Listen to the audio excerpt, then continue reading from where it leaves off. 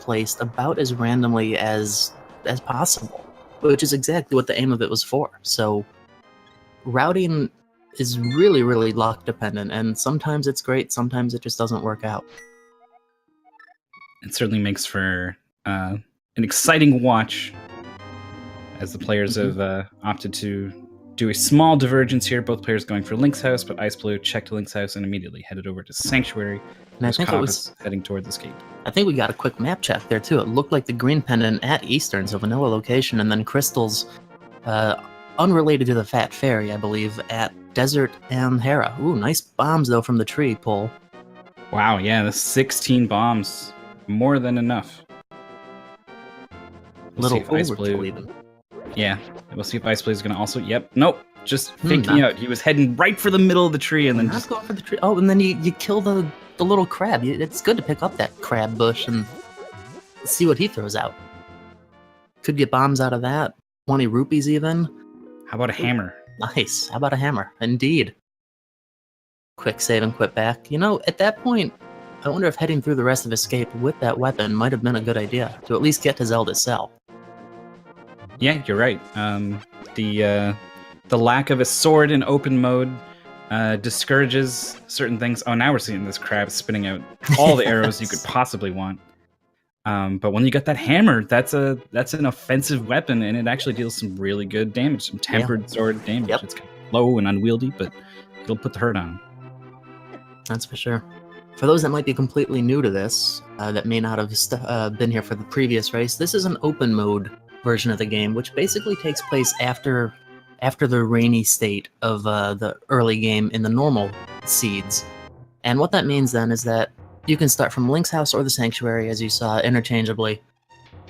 And Zelda is already rescued. The only difference then is going back to visit your uncle and go through the escape sequence. All of those chests still have the items in it. As a result of this, too, your uncle does not, well, not necessarily anyway, give you a sword. At least I don't think I've ever seen the uncle give you a sword in open mode. That would be pretty interesting. So as a result, you can wind up being swordless for quite a while. It's quite challenging. Yeah, we've seen races cross the hour mark before either player has found any sword. 4 out there waiting. Each one will make your sword progressively stronger. The first one, of course, giving you the sword in the first place. xIceblue's digging, looking for bombs. If he had pulled a tree, he wouldn't have had to. Yeah, although that might have only been on the primary tree kill pulls. Honestly, that's one of the mechanics of the game I'm not too familiar with. I know that it's something to do with killing a certain number of enemies before taking damage. Maybe the requirement wasn't quite met, I'm not sure. I think the magic number is 4, basically. If you get 4 kills without getting a hit, that gives you the top priority. If you get any kills but also get a hit, that gives you the middle one, and no kills will give you the lowest tier. But I don't think it's really high, middle, low the way it is in the regular game where you get green, blue, red rupees. I think it's totally shuffled, so the quote-unquote high tier could be something useless and the low tier could be something amazing. Yep, and I think that's what we saw. One of the lower tiers probably had the 16 bombs. It's always funny, too, when you go for the high tier and you wind up just getting like 4 green rupees. But we do see silver arrows in, not Sahasrah's basement, in Blind's basement. If Sahasrah had a basement, we don't know about it at this point. He's holding out on it for sure. Every time you're looking for something, you know, or you want the silver arrows or the butter sword, that's where it is. Sahasrah's basement, actually. When it doesn't appear anywhere else in the normalcy of your run, it's in the place that hasn't been discovered yet. You gotta do some Houlihan room type shenanigans to get in there. But it's there, I promise. Power Glove found here in the Kakariko well for xIceblue. COB right behind them. He's gonna be grabbing them too, and that's gonna open up, I guess open up Death Mountain. As well as some other things. As long as they're willing to sequence break. We have not seen the lamp yet, and open mode does not have any free light cones. So technically heading up to Death Mountain at this point would be a sequence break. But it's a fairly easy dark room to navigate through. xIceblue digging up some stuff, probably looking for some money, I would guess, to pay for the bottle merchant. Yeah, I love this shovel RNG. Usually not a big factor, but all of a sudden here it is. A lot of 8 bomb drops from that shovel, though. People are just putting bombs in their front yard. Mirror, though, in the chicken hut. We got a hammer, a glove, and a mirror. If we had a moon pearl, we got some serious overworld exploration going.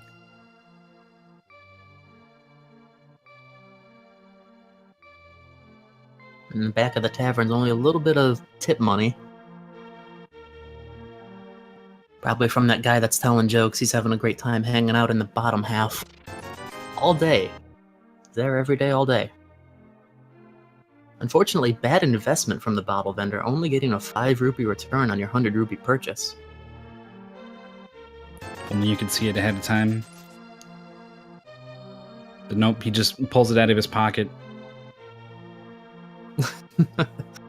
This still got change for this $100 bill? Yeah, here's a blue. I'll give you the rest later. I'm honest. Sure. Yeah. Why not? Trust me. I am loving this sprite that xIceblue has chosen to play as. Not sure if it's from something, but you know, I am very out of touch with what the current sprites are. It might be the Marissa sprite. Oh, yeah. Someone in chat. I mean, I'm not going to repeat what they said, but they mentioned the name. So. Yeah, I believe it's from Toho. All right. Well, then I'm a little less into it because of their Toho has a tendency to infest whatever fandom it leaks into. Just look at Salty Bed. Anyway, we got some overworld exploration. Shovel being put to use to dig up some bombs. As we haven't seen enough being dug up from the shovel. Gonna put xIceblue up to 17. He does, or they do not have that hammer, so that means the bombs are going to be more important for them. Yep, that's true for now. Yeah, it was an interesting play for Cobb to head straight up to the Uncle area and find that hammer in one of the vanilla lamp locations. Finding that first weapon is so important, whether it be the hammer or the sword, just so that you can deal some damage to something, and as a result, xIceblue may have a little bit of trouble in the Moldorm cave. Although 17 bombs is plenty, there's the bow. With silver arrows and that crab generously donating a whole full quiver's worth. Oh, absolutely. That is a huge offensive tool he just gained. I suspect many Moldorm cave might have just gotten a lot easier then. Yeah, it's not the easiest thing to snipe those things with the bow. They move fast, the arrow does not, but I think it's going to be a heck of a lot easier to do than with bombs.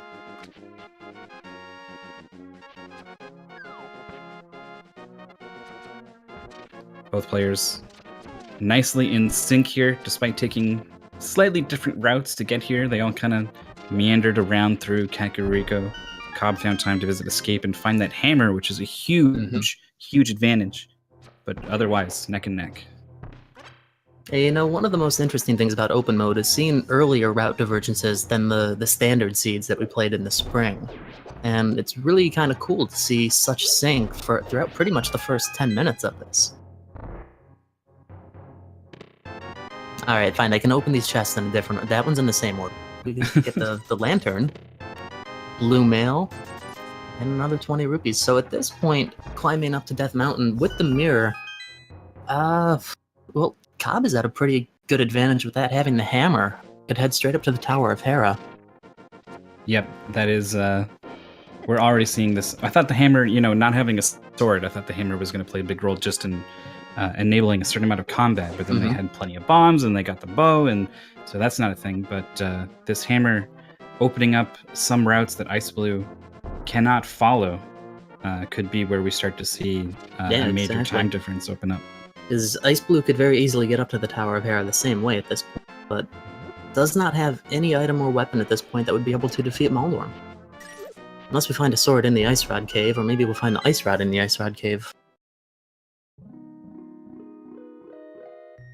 What's it gonna be?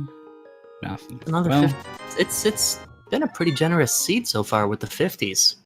Yep, they've already been to the bottle vendor, and they've They don't need to go shopping for bombs, so Nope. pretty much Both starting from safe. Sanctuary. I'm wondering if we'll see a back-end escape check first.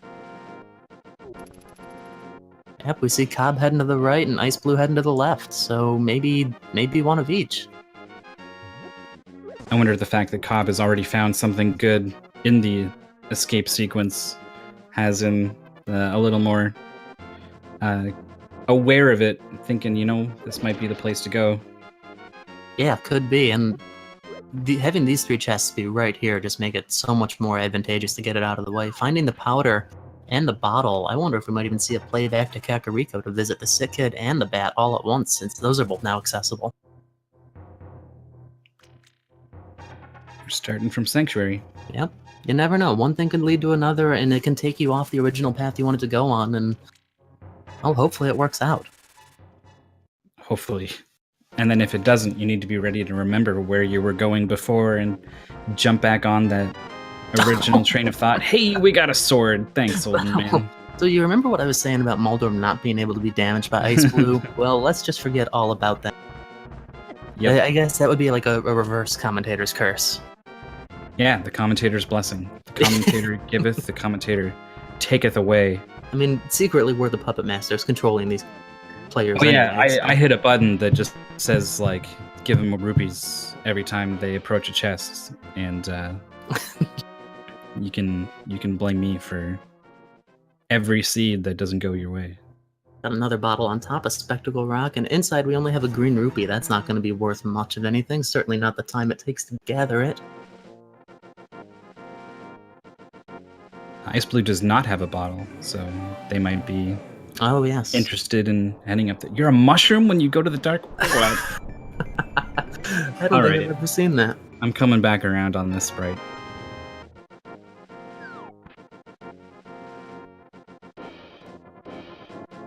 Sure enough, xIceblue heading into Tower of Hera. We know it's a crystal, and we know we can finish it. And at least at this point, now that they both have a bottle and they're both heading up to the Tower of Hera, they still have basically the same options that they can do, and they're still doing the same thing. It just makes you wonder who's going to wind up developing a little bit of the edge as we go further down. Of course, 12 minutes in, there's no answer for that. Yeah, it's you know, the nature of the randomizer is you never know how things are going to go. But the hammer is a pretty darn useful thing, especially once you get the Moon Pearl and you're heading around some of the Dark World, Overworld locations. So if I was a betting man, I'd say this hammer that COB has found is going to earn him some kind of advantage in the near future. You know, one thing that comes to mind immediately is heading to East Death Mountain right after the tower. xIceblue not quite hitting those blocks in the right spot. Unfortunately wasn't standing on them to be able to move straight up. So the tiles are... They're a little aggressive. And they do a full heart's worth of damage. I mean, compared to your average everyday kitchen tile, yeah, they're quite aggressive. Most of the tiles don't fly up off the floor. And you know, I've personally never seen them do that. Yeah, I can't say outside of the couple times. I mean, well, there was that one time, but I don't really feel like talking about it. That we understand. We're not going to dredge up any memories for you. Yeah. So I will say that having the big key in the basement is actually a very preferable spot. I think so from a routing perspective, because everybody is going to have to do it. You're not wasting any room or any time on the tile room because everybody's going to have to do it. xIceblue is down to 2 hearts. I wouldn't be surprised to see a switch hit. Yep. And there it is. And that'll open up all of the pots that have hearts underneath them on the 5th floor. I think there's like 12 or 14 of them in total. There's a lot.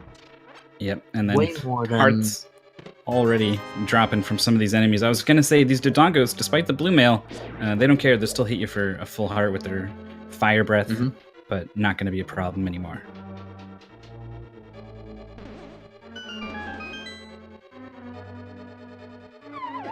xIceblue taking the vanilla path down to the big chest. It's a little bit more of a difficult bomb jump when you don't have the boots to help kind of increase the distance that you can be away from the gap. Yeah, the your movement is. I mean, even if you're able to do those 1-frame taps, you can still get stuck with a 2-pixel movement on certain bomb jumps. So a lot of players really lean on having those boots to set up those bomb jumps, and without them, a lot of players will opt to do exactly what xIceblue just did.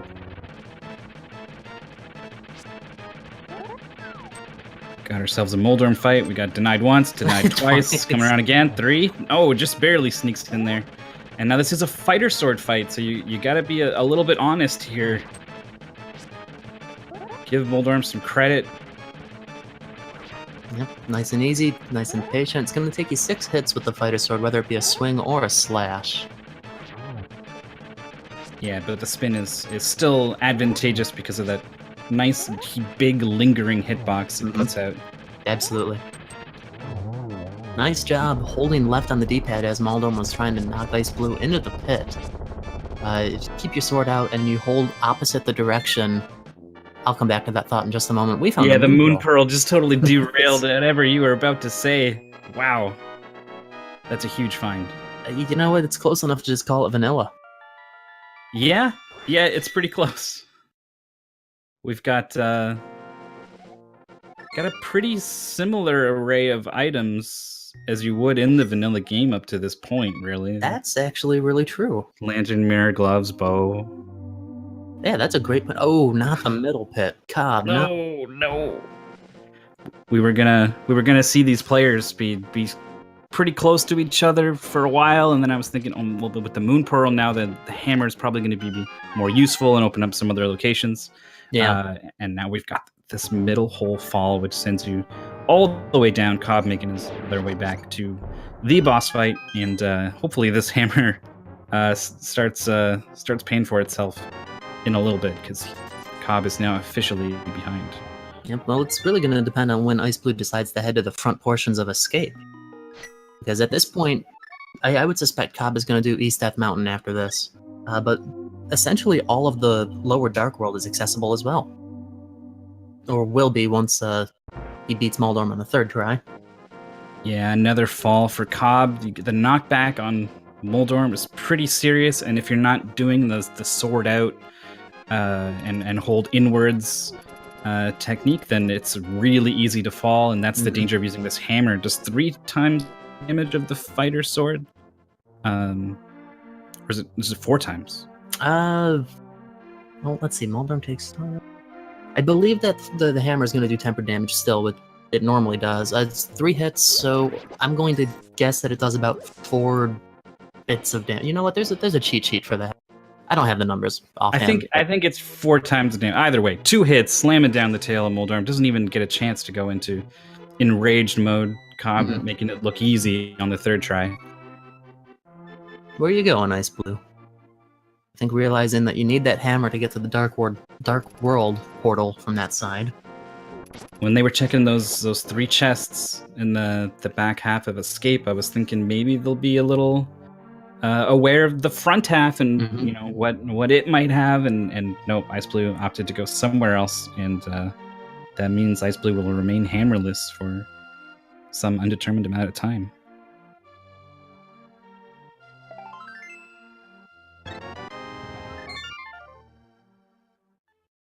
COB indeed heading to the east side of Death Mountain. Gonna start with Spiral Cave. You never want to come here without the boots if you can help it, but if you're there, sometimes it can be worth the check out. So COB is going to be completing the spiral in just a moment. Was it worth it?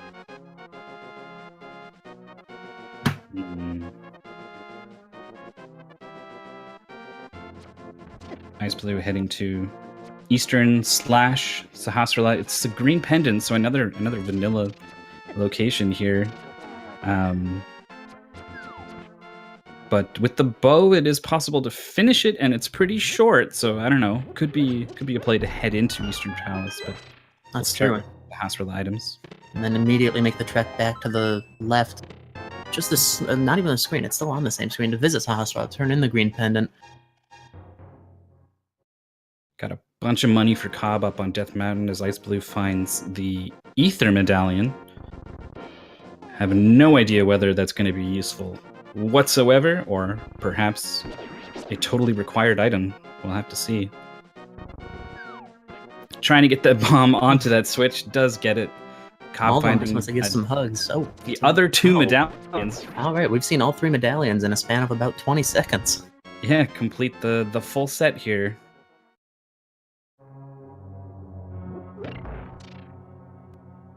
And finding nothing else, Cobb is gonna save and quit.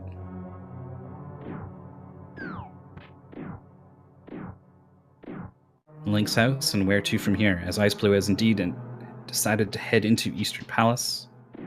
And I don't think I've seen xIceblue switch to the silver arrows. Found them really early on. Sometimes players forget that you can switch to those silvers. Mm-hmm. And I mean, there are some situations where you don't want the silvers. They lag the game a little bit, and sometimes you don't need the extra damage. So sometimes players think, you know, I'll just keep it on the regular ones for now, and I'll switch to silvers when they need it. And then they don't need it till 30 minutes later, and by then they've totally forgot that they've had it this whole time. So we'll see if xIceblue is in it, if they're just comfortable with using the regular arrows for now. But we have another sword upgrade, though. I would consider that a valuable play now, no matter what happens with the green pendant. Yeah, Master Sword's a pretty big upgrade from the Fighter Sword. Although you do have to deal with sword beams, those are a double-edged sword, I guess, to use an appropriate metaphor. Sometimes it's helpful to have a projectile that you can just shoot out all the time, and sometimes it's not so helpful to have a thing that does less damage than the blade of your sword come out from right in front of you when you're trying to slash things. xIceblue doing the dance in the Stalfos room, despawning 2 of them, throwing pots at the other 2.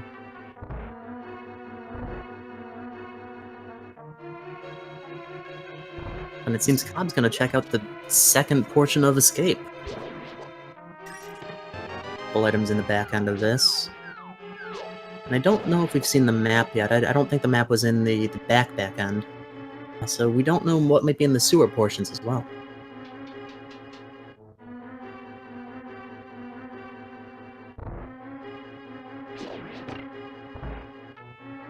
Question from chat, where was the hammer? It was in Escape, near the chest near the uncle.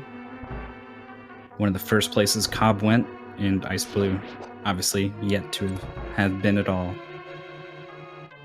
Yep.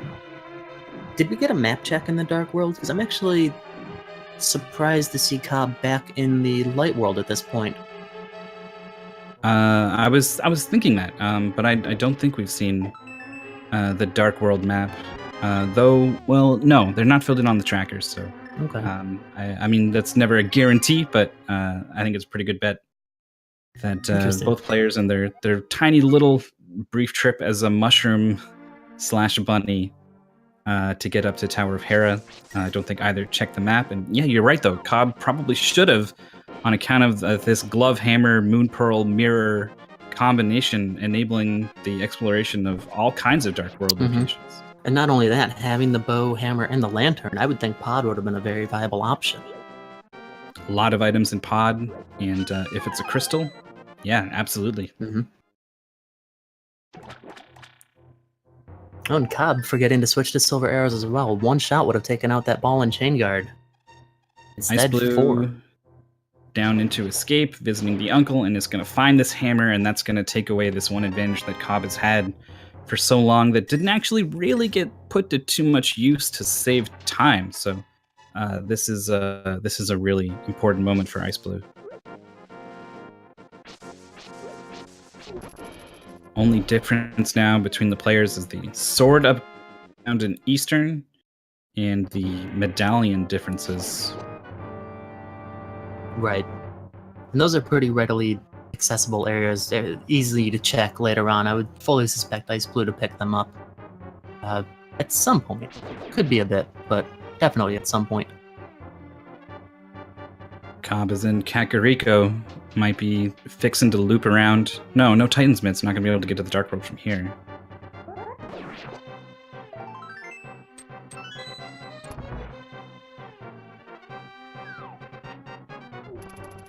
Or am I totally wrong on that one?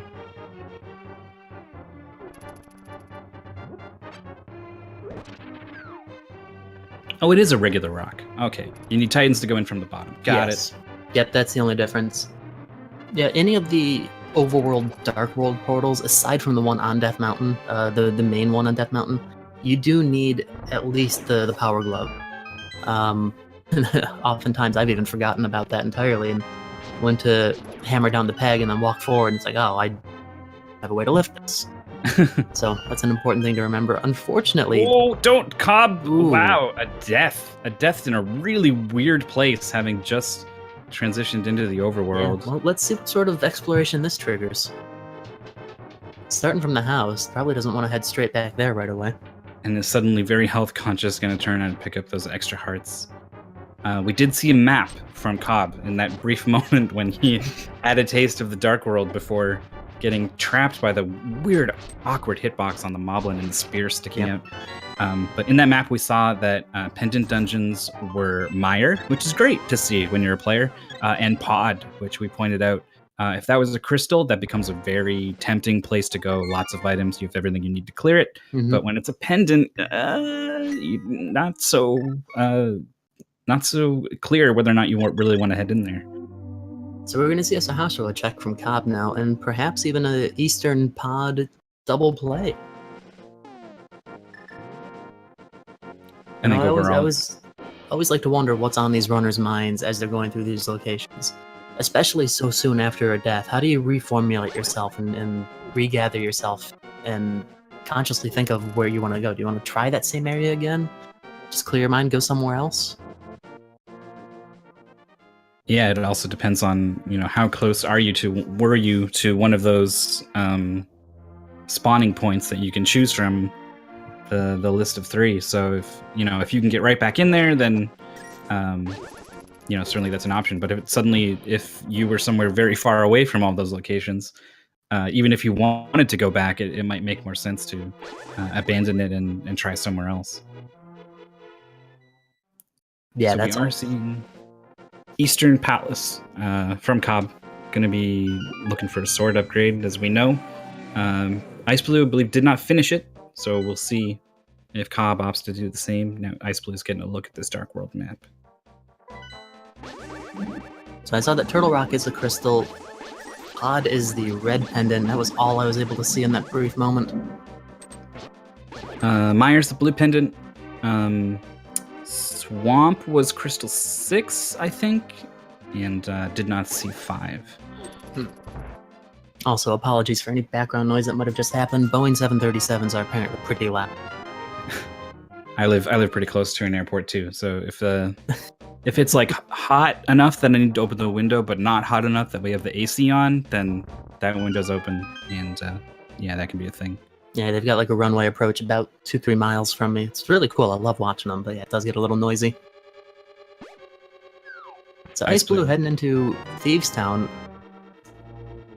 What was that? It was like a red question mark. Something. Yeah, I don't know. Well, it is definitely a mysterious object, to be sure. So an appropriate shape for such a thing.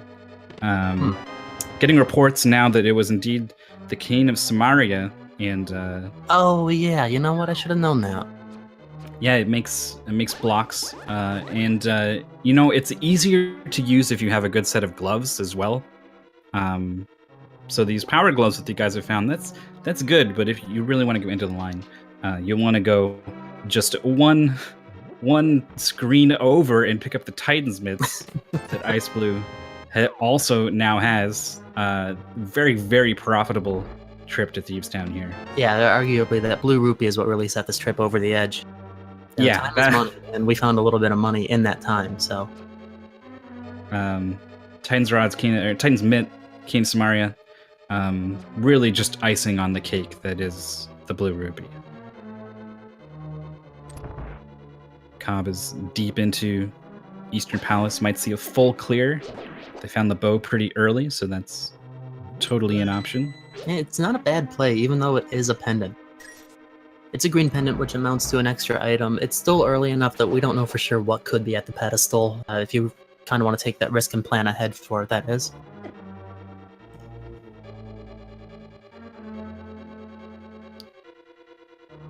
Having a bit of trouble with the The anti-fairies guarding the switch down to 3.5 hearts. Blue Mail really doing some work here for COB. And not going to finish Eastern Palace. Interesting. You know, I didn't notice. I wonder if Armos might have not had an item then. Oh, could totally be the case, since that was an item that he'd found before leaving. That green pendant, though, guaranteed to have something that is not a dungeon item. You know, personally, I'm just so strong on the belief of if you go into a dungeon and you can finish it, just finish it. Because things could be anywhere in this logic. You just don't know. Yeah, chat confirming your suspicions. Armos confirmed to have Compass. So going all the way through for only one item in the form of that green pendant. Both players deemed it not worth it. Did they make the right decision? Time will tell. Well, let's leave that up to chat. I mean, we can kind of pull the strings on some of this and tell them like where to go and whatnot. But maybe chat can determine whether or not Sahasra is going to have an item. What do you think? I think we need your help with that, chat. Yeah, there was the seed has been it's been giving them items that really seem to suggest heading to certain locations. That's why we saw the players taking very similar routes all the way through Tower of Hera before the hammer find kind of split them apart a little bit. And I feel like the early bow and the green pendant, you know, being in Eastern right next to Sahasrara, I feel like the vibe of this seed maybe calling them to go there, and Sahasrara's holding on to. You never know. Flippers, interesting to see hookshot. Ooh, there's the cape in the big chest of Thieves Town. Interesting to see Cobb, though, taking a play on Skull Woods without the fire rod and finding the dinner plate in the first chest. One of the two items that are within that dungeon. As xIceblue is almost done with Thieves Town here. Blind in tow. We're seeing a death warp? No, has the mirror, so this is just Cobb low on health. Again, playing pretty reckless. One death, you can recover from it. Even a death is as weird and almost embarrassing as the moblin trapping you against a bush, of all things. You know what, though? That was actually a good play of him to come out and come back in, because if he does die, which is going to happen now, he's just going to respawn from right at that screen. Look at this Cane of Samaria fight against Blind, dropping the blocks down and leaving them as landmines. I like it. That is one of the coolest strategies for the Cane of Samaria. A similar thing could be done on Landmola, and it's just such a creative use for that. Because it's meant to be like a puzzle-solving item, but you can use it for offense, and even though it only does fighter sword damage, that doesn't really matter for Blind, because it's 3 hits per head either way. So Cobb actually paying off pretty well, finding the flippers in the big chest of Skull Woods. Both items are out of the way for that dungeon now. I don't think either player has opted to do any fake flippers. They went to Ice Cave, but I don't remember seeing the fake flippers play. So all those items there now, in terms of where the logic might place something, those now all available to potentially contain some good stuff. Yeah, I don't think that we saw any of the sequence breaking before. You're right about that.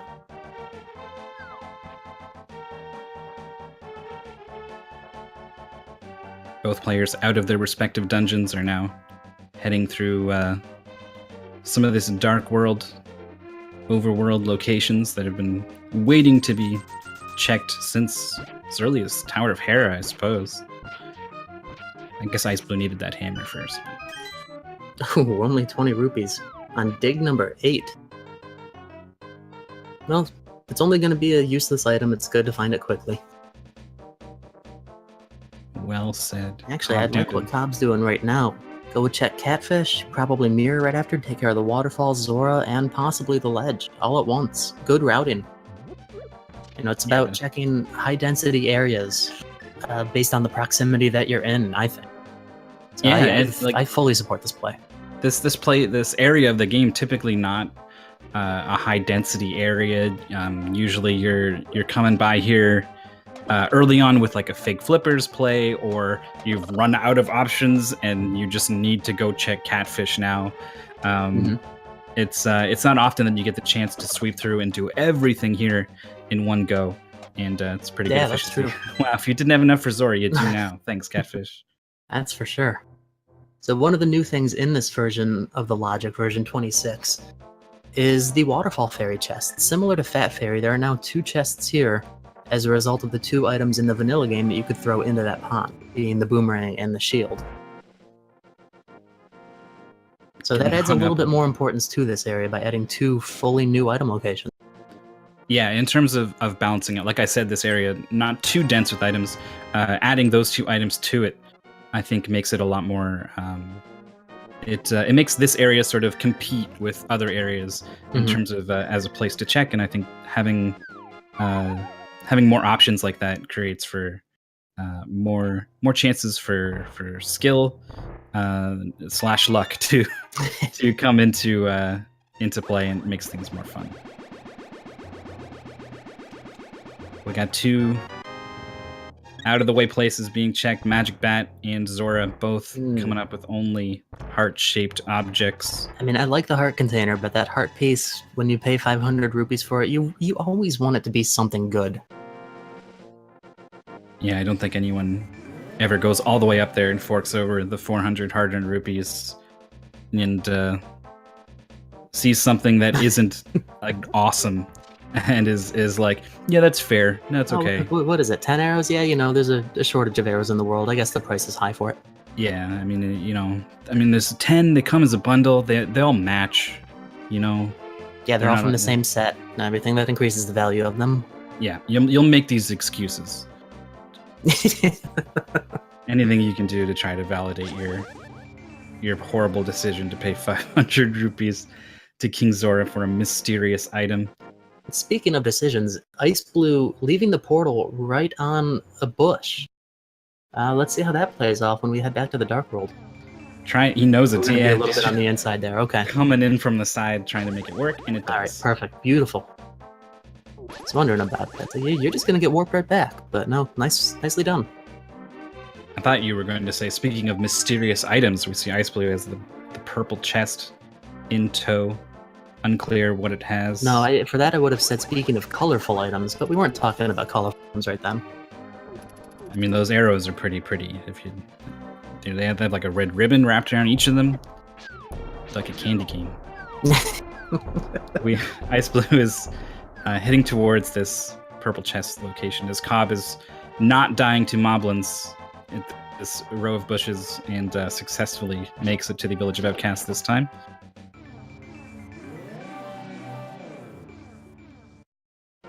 Gary, what's it gonna be? Single arrow. Got it. Great. Love it. Thanks, buddy. See, at least that one was for free. Yeah, that's true. All it cost you was your time, small portion of your sanity. That's all. Interesting. So where do the runners head to next? I gotta think Pod's gonna be a pretty good play for xIceblue after checking the Hype Cave. COB is probably gonna head into Thieves Town. No flute or book, so they can't get into desert. Probably don't want to head to ice. No, ice would be pretty tough right now. I mean, technically, I think completable. Well, for one of our runners anyway, between the 2 items, because one runner has the mitts and the other has the flippers, so neither one can actually get into the Ice Palace at the moment.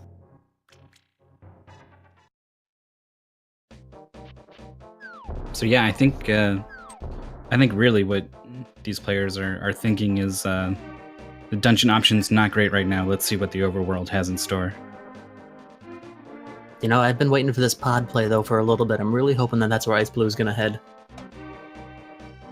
Yep, the pendant can steer players away, but at the end of the day, there are 5 whole items in there. Whole items? That's unreal. That's a bargain. Yeah, it's not no like fragments, some no of those pieces half or anything. items you can find in, say, Swamp Palace. I opened one up and just found the hilt of a sword. That was... Wow. Yeah. Where was the blade? I don't know. I never found it. I had 3.5 swords for the whole run. Well, I suppose that tempered would have escalated onto your own mood too then. That's right. I've been, been regarding Swamp Palace sideways ever since. But not Pod, good old Pod. 5 whole items. Yep, so I'm sure that we'll find an entire sword here, an entire other item, and 3 more that remain to be seen. Cobb Nice finally blues. turning in the bottle. Go visit the sick kid. Oh yeah, I don't think we've seen this. Oh. Maybe we have, because it's we a might totally have- forgettable item. Yeah, that's that too. We might have from xIceblue. I think that they were there earlier. Around the same time? No, they did the bat after the blacksmith, so no. Disregard that. Cobb heading into Thieves Town, gonna be happy to see all of the items that Thieves Town has in store. This is the big major advantage xIceblue has over Cobb is having done Thieves Town, found this cane, the Titans, even the cape. Sure, add it to the list. The blue rupee, of course. Now we'll see if xIceBlue's decision to go to Pod is going to earn them another advantage.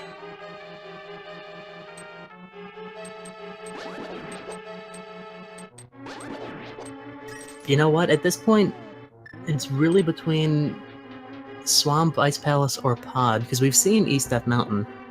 Super Bunny Cave would be accessible. I mean, we technically could get into Turtle Rock at this point. Wouldn't be able to go too far without the Fire Rod. Just trying to consider all of the options. In terms of statistics, Pod still holds number 1 for me in this play. Yeah, I think you're right. There's a lot of places where you could go and, maybe get to 1 or 2 places, but very few areas in the game are going to have 5 items. Right, and that's where it's just all important to head for the density. But everyone's got a different strategy, different mindset on it. Plus, there's also the Hail Mary play of the red pendant you earn at the end of Pod coming into play with a possible pedestal required seed. Not going to be seeing the hammer bomb jump from xIceblue. Very tricky thing, especially without boots. Yeah, it doesn't come up too commonly in the randomizer. There's the book. That opens up Desert Palace. Desert is a crystal. Yeah, so unless one of the keys are on the torch, Desert is suddenly another option. Not to mention the fact that both tablets, Ether and Bombo's tablet, are available. Hookshot in Pod. So now the key is Another to small Swamp key in Palace. A whole small key. A whole one, yeah. I guess you really only need the end part of it that actually goes inside. But yeah, we've got the keys to Swamp Palace, split up between both players. Flippers for Cobb, Hookshot for xIceblue. The first one to put those together will have access to Swamp. Swamp's a crystal, and it's got a lot of items inside. Yeah. It's a long dungeon to complete, but you know what? I gotta side with that.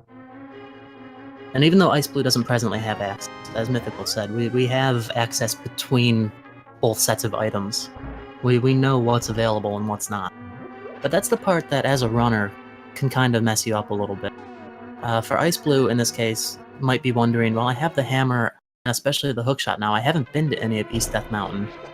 And knowing where the hammer was, probably realizing that Cobb has been to East Death Mountain, or at least highly suspecting it. And those sort of things or thoughts can play some mind games with you and make you feel a little bit behind at times. Always important to keep it clear. And the Fire Fire Rod as well, waiting here in the Palace of Darkness. That's going to open up some more Skull Woods. Lots of places for xIceblue to head to now. I think we found the Dark World's economy warehouse. All of the goods are stored here today. Yeah, man. This is Thieves Town had its own share of of stuff, to be sure. Well, yeah. That's true. xIceblue, just taking a moment. What do I do now? Do I finish it? So it's only a pendant. How many items have I found? What's left? I've got so many places to go. And we're just going to bail on it. All right. Briefly checking the map screen there, I guess, to confirm that the map and/or compass was found. And I think there was an item on Helmasaur, but it was still a decision to leave it. You know, that's another situation, just like with Armos. I mean, we do know Armos was the compass, but if you know that Helmasaur is going to be an item, that's a tough one to come back for if you wind up needing to 20, 30 minutes from now. I'm trying to remember where these flippers were that Cobb found. Flippers were in the Skullwood's big chest. Right. Well, Fire Rod now might lead xIceblue over to Skullwoods. Mm-hmm. Yep, and especially having the hookshot might even lead xIceblue to the north a little bit too, hookshot across the river. Cobb's done with Blind, earning themselves a crystal, matching xIceblue. Both players have 2 now. No, save and quit. Nope, we're gonna keep walking. Hop down this ledge and head back to the east. What are you thinking, xIceblue? I think xIceblue has not yet been to the northeastern area. It's fixing to do right. that sweep through Zora, Waterfall Cave, Catfish. Probably thinking, I don't have enough rupees right now, but as we know, Catfish gave a whopping 300. So that won't be a problem once we arrive there. What they should do is drop the Moon Pearl, turn into a mushroom, turn themselves into the witch. Oh, right. But then the problem is, who picks up the item? You turn yourself in, you're cooked. Yeah, I didn't think that one through. You're right. Oh, but you're a witch. You can get out of it. Somehow. I guess. I mean, I thought we were just talking sprite swaps here. I didn't realize entire new abilities conferred to the different choices. Surprised both players are okay with this. Anyway, here's the Catfish 300 rupee reward. Fortunately, everything else in this area is going to be a little bit of a waste. Are we not even doing it? We don't know. I mean, xIceblue doesn't know it's a waste. What's going on here? All right, it's gonna be heading up. Don't forget about the waterfall cave, xIceblue. Yeah, I that's where I expected them to go, but they headed straight for Zora. So yeah, and now seeing the bombs on the ledge and. Wait, was that what I thought it was in the Peg Cave? Were those I missed it. I only caught a glimpse. Anyway, I'm hoping too that xIceblue still goes back for the waterfall cave instead of seeing the useless item on the ledge. Oh, the no flippers to get into the waterfall cave. Oh, right. Yeah, not really so used possible to do the fake flippers. I mean, it is possible to do the fake flippers elsewhere and then warp in. Right. Nope, that was my own lapse then. Yeah. Thank you, chat. You guys are always looking out for me. Yep, keeping us honest. I would say that I was just testing everybody, but let's be honest, nobody would believe it. Cobb's got the purple chest in tow, dropped off the blacksmith, Peg Cave. May or may not have done Magic Bat. I missed that. Yeah, I believe... Well, no, I don't think Cobb did the bat. xIceblue definitely did earlier, and it was a heart container. So whether Cobb made a choice or just forgot, it's going to work out. Yep. But here we go. Speaking of density plays, though, xIceblue heading to East Death Mountain with the Titan's Mitts and the Mirror, granting full access. Get the last 2 medallions. I would not be shocked, honestly, to see a play on Turtle Rock, even without the Ice Rod. Yeah, we've seen Ice Rod wind up in there quite a bit, and I think not quite as often as it used to for a little bit. The only discrepancy on that would be that Turtle Rock is a pendant. Or no, it was a crystal. I'm sorry. I got that in pod confused for a moment. I think it was crystal number 1. Could be. I don't think it's one of the important crystals. So yeah, in that case, if we find the ice rod up here, then Turtle Rock would be a very good idea. There's still the hookshot cave that I don't think either Mhm. player's checked, so... Nope. None of Four Dark Death possible- Mountain has been checked. There's the medallions. Yeah, both players mailed away 4 easy payments of $29.99 to complete their coin collection. All 3 medallions at their disposal.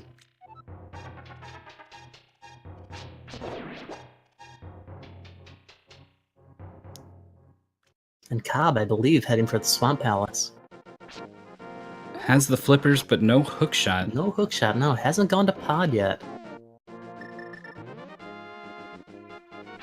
And xIceblue is actually, I think, doing what I suspected, at least opening this for now.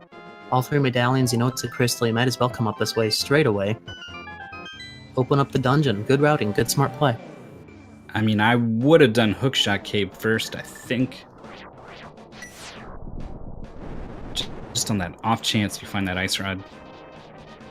Well, at least this way, Turtle Rock is open. You can always walk back to the right and just walk in. You don't have to go from this ledge. We'll see what xIceblue opts to do.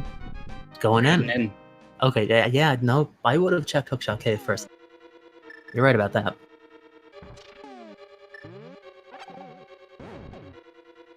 Well, this could be interesting. yeah, we've got COB into a swamp palace that they can't finish. We've got xIceblue into a turtle rock that they can't finish. Well, they might. We'll see. This could go really bad or really good for either player. Yeah, there's really not much in between. I think it's going to be an all-or-nothing thing for someone. Oh man, watch Cobb's screen carefully though. If we find the ice rod in Swamp Palace... The players are doing a pretty good job of finding things that the other needs. Yes! It's too bad that this isn't one of those co-op randos. Oh, those are so cool. I think they might be pretty much in go mode at that point if they were, aside from the flute. Actually, we haven't Myers a pendant, so maybe that isn't even necessary. Oh yeah, let's see. Ice Palace, completable, Skullwoods, Swamp, Desert. Yeah, between both players' item sets, go mode could be achieved. Except for the ice rod.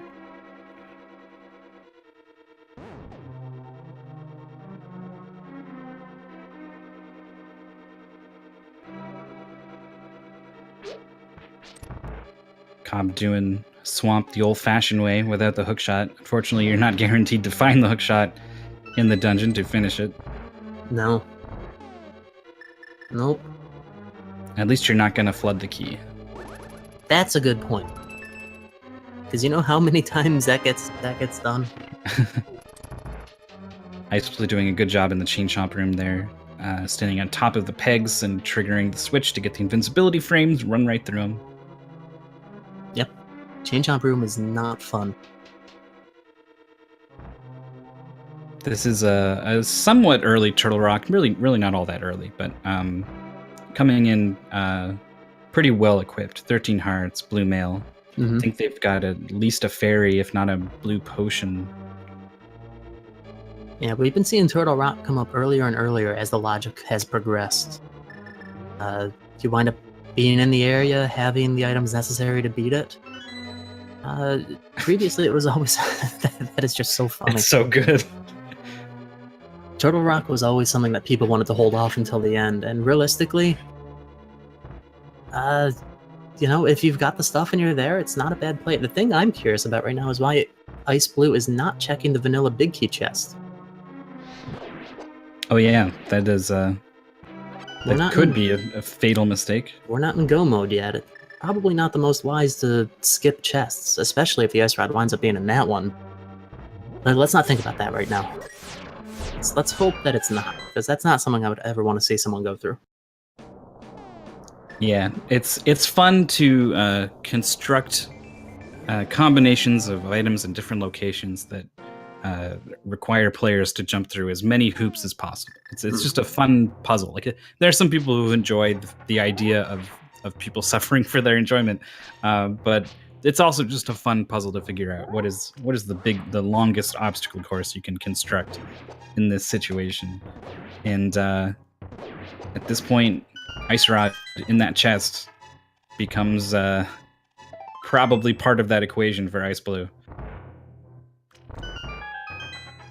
Well, Cobb, now being done with Swamp, did not find the hookshot, of course, did not find Ice Rod either.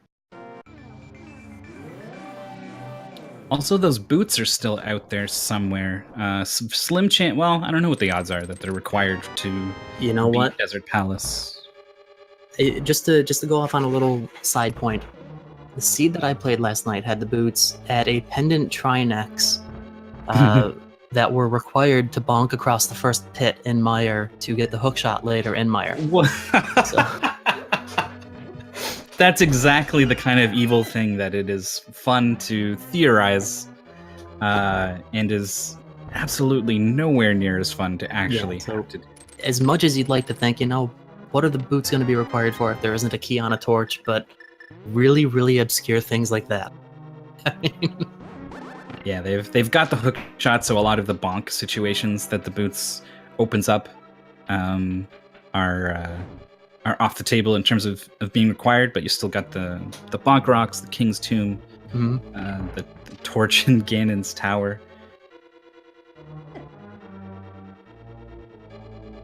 Just to further that example quickly too, the flute was in the Swamp Palace big chest, which of course then led to Mire to get the hook shot. Right. It was a pretty nasty seed. So we're approaching the laser bridge though. Half magic, cape, no shield though, so we're gonna have to rely on this magic. Check these things. We get the map in one of the chests. Cobb's still not quite heading to Pod. You were right there. xIceblue is really low on hearts, and they're doing their best to make this magic bar stretch, but they're cutting these corners, and they're falling down to 2.5 hearts. Now the red buzzy beetle's in the way. Yeah, it's a little dangerous, for sure. I like that subtle. Yeah, the subtle positioning to rebound into the railing. Nice. Not quite what we're looking for right now, though. Gonna have just enough magic to but you're right. 4th item checked, and not what xIceblue was looking for. No, don't go that way. Don't go that way, please. They're Unless going you're that just way. healing, but don't go that way. xIceblue, turn around. Death Ward, maybe? I think they have a fairy. No, those are 2 bees, but they have the bottle. They're using the bottle, so this is definitely not a death warp situation. Don't tell me you're using the blue potion just to get to Trinex. Oh, xIceblue. Chat, let's help him out. Well, don't literally go into their chat and start. Oh no, yes, just send your energy send here. Energy, mental energy. That's totally fine. If you're psychic, you're allowed to cheat. I'm just gonna say it. We could never catch you anyway. So plus that's cool. Okay, there we go. xIceblue realized. But we blue still potion have possibly wasted there. We still have the big key chest though. Yeah, xIceblue is going to be heading back in, possibly. Nope, Spiral Cave. So now the big question. Odds are very, very, very slim that the Ice Rod is in that one chest that didn't get checked. But it's possible, and if that is the case, xIceblue threw away a massive advantage. Yeah, instead of it being possible, can we say that it's possible? Yes. Yes, we can.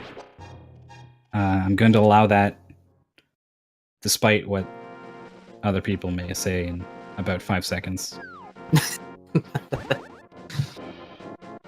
It's slim chance. How are you doing? Yeah, here it comes. Right. We didn't see the Super Bunny Cave or the Hookshot Cave. Too bad, though, that portal that was on the edge of the mountain is no longer there, since we're back in the Dark World. Because that would have been a good strategy to get back into Turtle Rock. So Cobb is in Palace of Darkness. Suddenly slipped in there while we were amusing ourselves over the possibilities regarding the ice rod. There's We the got a flute. And 10 bomb. Sorry, well, 10 bomb upgrade. Cobb in Palace of Darkness is going to find lots of things, really. Mm-hmm. Hookshot, fire rod. Well, maybe that's only 2 things. But those, no, the book was there too, right? The book, yes. So yeah, those are really, really good things. Actually, as chat's pointing out too, Mythical, the big key chest is only a small key. Oh. Because at this point you would need to use a key just to get a key, and we don't have any more keys, so it must be a key. That's chat, man. Ooh, almost fell off. Yeah, Hookshot grabbed onto something xIceblue wasn't expecting. Doesn't find the ice rod there in Hookshot Cave. And, you know, I'm willing to bet xIceblue Light Cave was ahead of us that whole time. Totally aware of the small key situation. With the book in hand, we can start checking some tablets. Yep, that's true. We might see a tablet check right now, actually. And then Spike Cave. Just a hunch.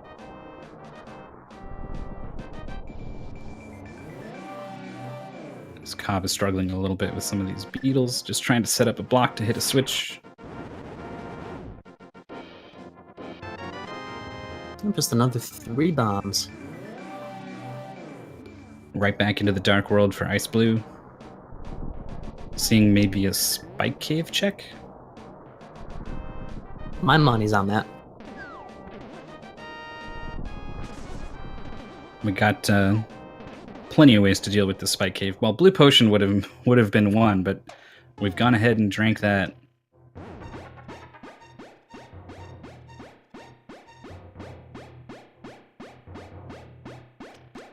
And between half magic, Canna Burna, total of 12 hearts right now, easily able to get through this cave.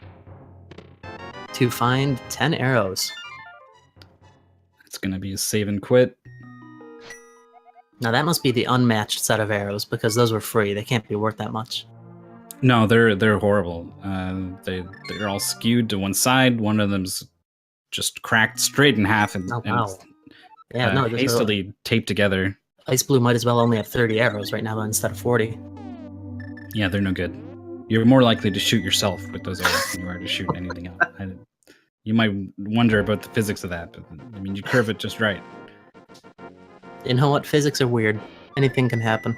Yeah, they call it a boomerang. No, they don't. xIceblue is in the light world and just going nuts with this flute, just having a party, calling all the guards. Pied Piper of the light world, xIceblue is going to be activating that flute. And that's going to open up some of the mire locations. Mire's a pendant, but there's lots of places around it that can be good to check.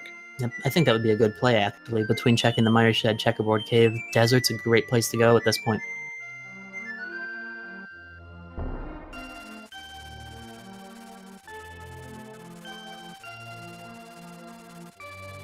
And Cobb just about to get the Fire Rod.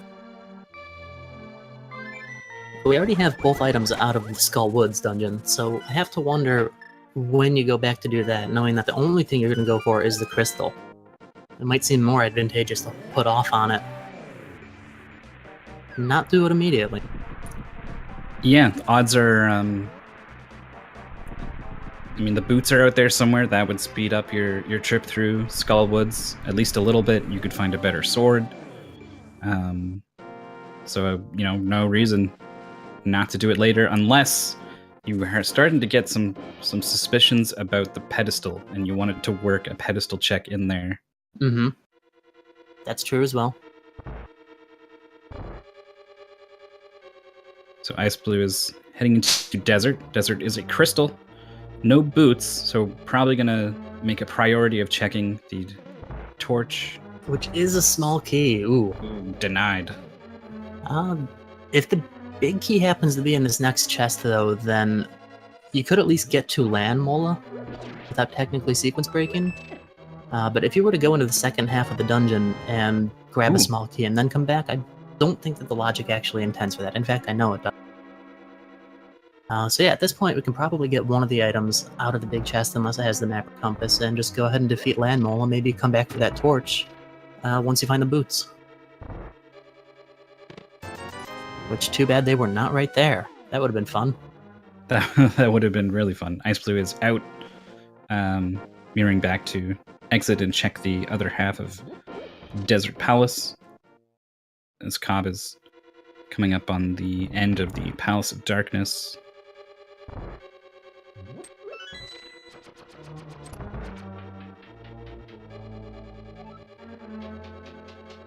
Well, we know that Helmasaur does have an item.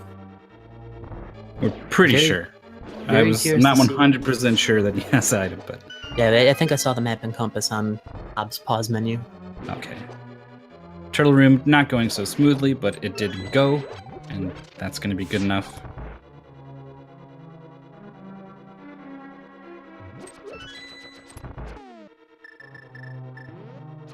xIceblue pulling out the fire rod for the land mole. Oh no, for the torches. Could use it for the land mole's fight, even though they have those silver arrows. Silvers will one-shot the land mole's fire rod, will two-shot them, but the silver arrow is very costly if you miss. All the little sparkles add a lot of lag to an already laggy fight. And the timing with using the bow is very tricky, so some players will opt to just keep this fire rod out, and looks like that's what we're going to see. You know what? I have no... Oh, man, almost. What? I thought we got that last one. What went wrong? He shot him right in the face with a... Got robbed. Wow. Either way, great land mole fight. Yeah.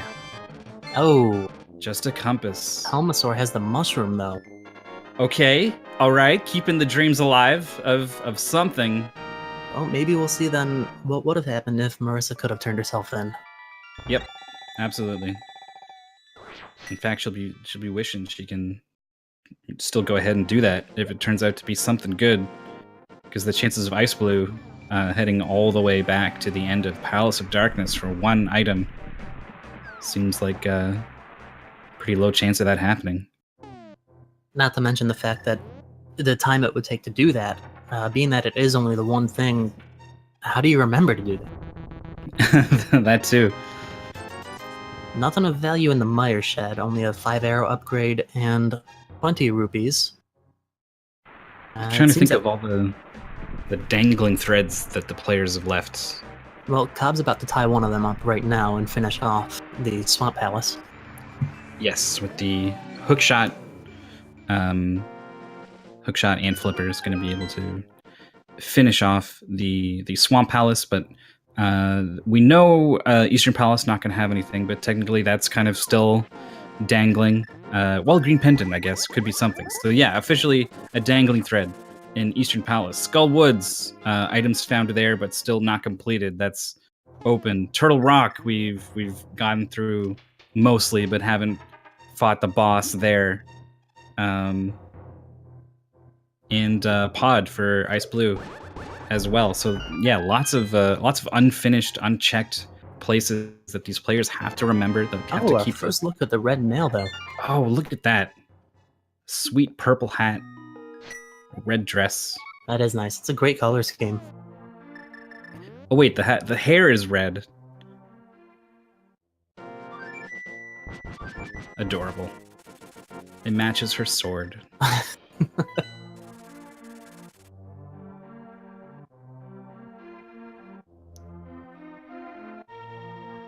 Yeah, question from chat. Ice Palace still untouched. That is correct. Ice Palace is a dungeon that goes so much faster when you're in go mode that a lot of players will ignore it. Also not very lucrative. Not a whole lot of items, especially with the amount of time it takes to go ahead and check all of them. Right. So both players have always had something going on that is a more appealing option than heading to Ice Palace, but they're starting to run out. I would completely agree with that. I do like the Skullwoods play, though. xIceblue is going to find the flippers here, and upon defeating Mothula, I suspect we will see a pedestal check. And the Ice Rod can be there. We'll all wait with bated breath.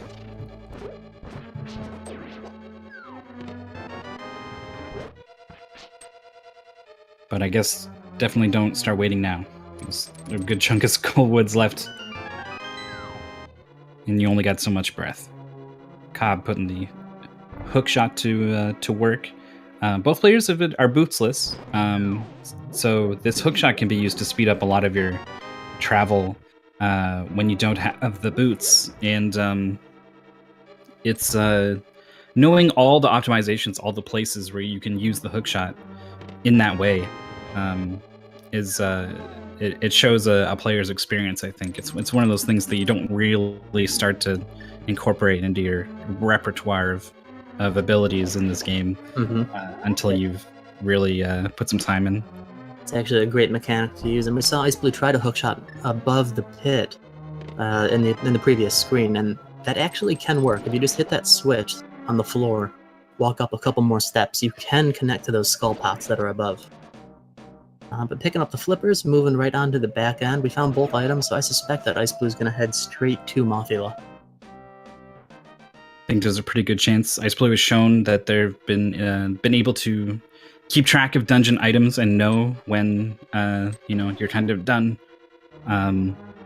In both Eastern and Turtle Rock, so fully expect them to be aware of their situation. We're seeing double pulls to make use of the Master Sword as best as possible. It takes 2 slashes to kill the puffs here in the Argus fight. So if you can pull 2 of them and then slash both, ends up being a small optimization. I think it usually winds up being a little more trouble than it's worth, because you try to move down a little bit or up to try and connect with another one, and the hitbox of the hookshot itself just winds up pulling that same one back into you. The spacing on it's a little bit tight. Yeah, I think that's why we only saw COB do it that first time. Had an opportunity where they were on the far right of a puff and could just step a little bit further to the right to get a new one. But if you're dead set lined up with one of them, I think you're right. Probably not worth it dancing around trying to land this silver arrow. Now this is the fun part, yeah. 4 misses now. Argus's hitbox is a little bit wonky as well. He's moving really fast, and your silver arrows really don't, especially with the wind up. You pull the bow back. Yep, that's the problem with it.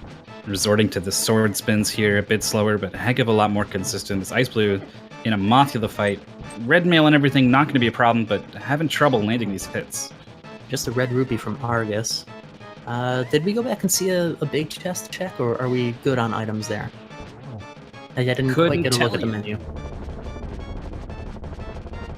Hopefully COB has been keeping check. Mothula down, just a compass, as we know. But crystals for both players. Not going back in, so I assume that swamp is done. We might get our first look at the Bombos tablet, though. Ether medallion came up, or Ether tablet rather, came up empty. See if its partners holding out on us.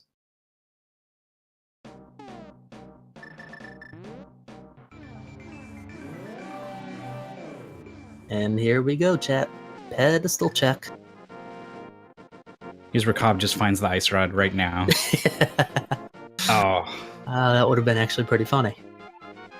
Increased pump storage, low price. All right. You guys are free to go. It's just a regular, boring old race. Show's over. Thanks for watching, though. COB's got the book, so they'll be able to head into Desert Palace. I'm not sure if either player has been over to see Agana. Yeah, that's where xIceblue found the red mail. Oh, right. You know what I would actually like to see is COB grabbing a small key from the second half of this dungeon to go to the right side and find the ice rod here. You gotta make a decision, I guess. Yeah, I don't think most players would go for that kind of a sequence break, especially without the boots. It takes a long time to get over there and get back.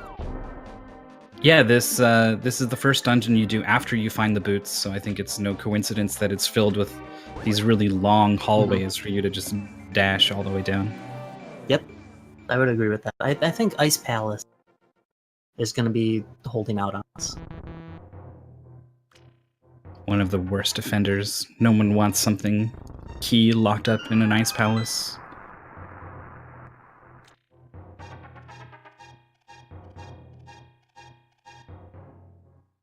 xIceblue, also flippers and hookshot, going to be heading to Swamp now, and we know there's nothing really good. I think literally nothing. Yep. I don't remember even seeing anything remotely useful here. It's just one of those dungeons this time. And Swamp has a lot of items too. Yep, 6 items. It was available fairly the logic sequence of items, though. Getting the flippers on the hookshot took some doing.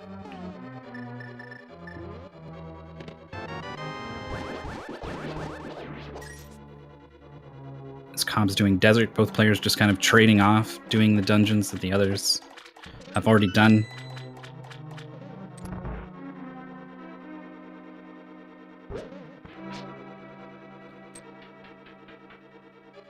But we've seen Skullwoods visited by COB, but not completed, whereas xIceblue has completed it. And we've seen xIceblue visit Turtle Rock, but not complete that. Yeah, very, very curious. Would love to know where that ice rod's hiding this time. We still have to see a mushroom check, too, from COB. Oh yeah, he could have been sitting on the ice rod the whole time.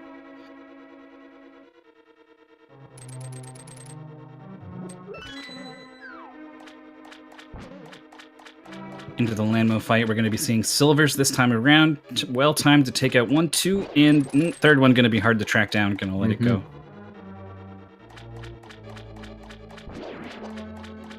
Trying to Guys, anticipate. don't forget to follow these runners, too. Show them some support for this fantastic game.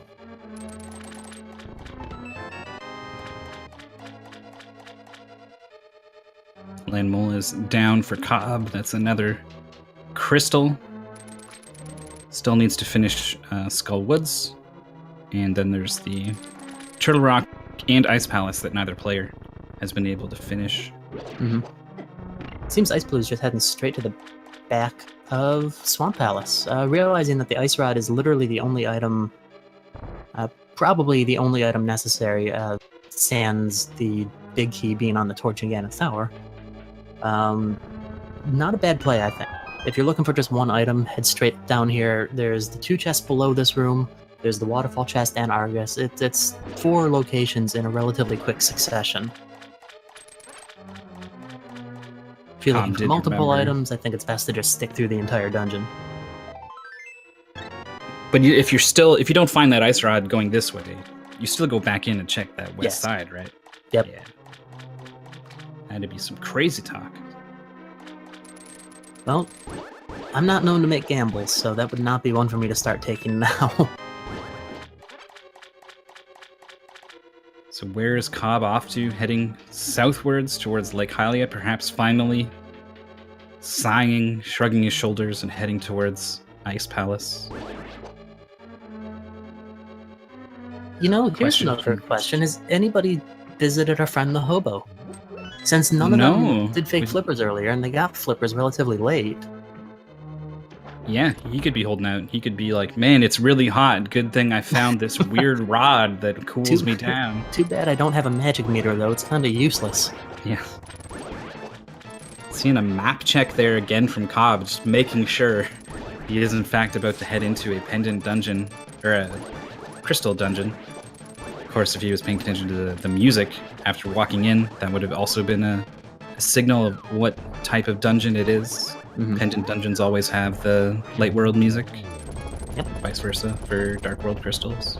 Okay, so chat's pointing out that the Hobo was checked. Really? Well, alright. Maybe he has a second item.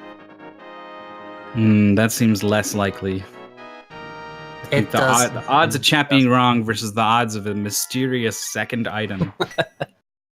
You know what, I admit the odds are both small, but I go with chat. I think the odds are in the favor of chat this time, you're right. So xIceblue, as we know, doesn't find anything on the trip to Argus, back into Swamp. Going to be checking that west side. As COBs are making their way through the Ice Palace. Could this Ice Palace have gotten icy because of the icy treasure it holds? We'll find out in 3 or 4 minutes, or however long it takes to complete this awful dungeon. Oh, and you know the advantage that xIceblue has right now, even with the time it took to check Turtle Rock, is having the Tempered Sword.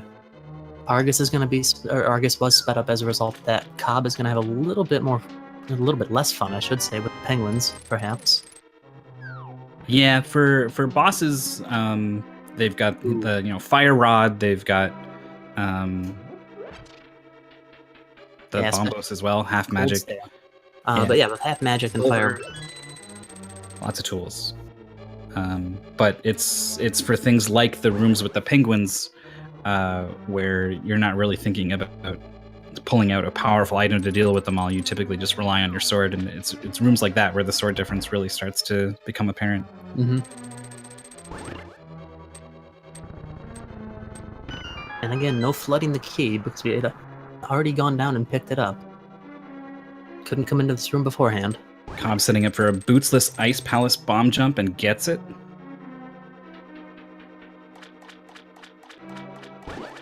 And at the hook shot through the fire bar, though. So that thing can knock you off, and then you have to do the bomb jump again. Yeah, that's Not cool. It's good practice. pretty cruel. It's not really cool. No, cruel, not cool. We got hookshot strats on the penguins, also Nicely pretty good done. way of dealing with them. Low on hearts, doesn't want to be messing around with this spike ball. Pretty sure it still does a solid 1 heart of damage even with the red mail on. That it does. Whoops, bit no of trouble. boots, unable to control himself after building up all the speed on the ice, almost rebounded back into the fire bar. That was a fun little break dance. Link's got the moves. There it is. There it is! There it is. I've seen it in that chest through tournament races a couple of times even. So we have Pendant Mire, so flute not required. Able to get around the boots, lack of boots in desert, so very likely in go mode. Yeah, Cobb just rushing straight to Cold Stare now. Oh, never mind. Okay, I spoke way too soon on that one. What, tracking down a fairy? Yep. Okay. Yep, good play. Already died once. A little, he's very aware of his own mortality at this point. So at this point, the only thing that the boots could be necessary for is the Ganon's Tower torch, which remains to be seen. I think that's a pretty good gamble, though, to avoid it, and just kind of get there. Boy, that would be something, though. This would be the second, maybe third time now of the races I've watched where players have been bootsless heading into Ganon's Tower, and I have to reconcile with the evil part of me that wants that big key to be up on that torch. Opening the fight with a spin to get them into the corner, but unable to keep them there. Plus, with the Master Sword, you really don't want to go with the. You'll be keeping them locked in that corner for a long time. With the Master Sword, pulls out the Fire Rod, which does a lot of damage to Cold Stare, and just goes nuts with half magic. Oh, and another takes them all out. sword. Hey, That works. it's pretty good. Would have liked that before the fight started, probably. Yeah. Cobb will take it. XIceblue visiting Hobo now.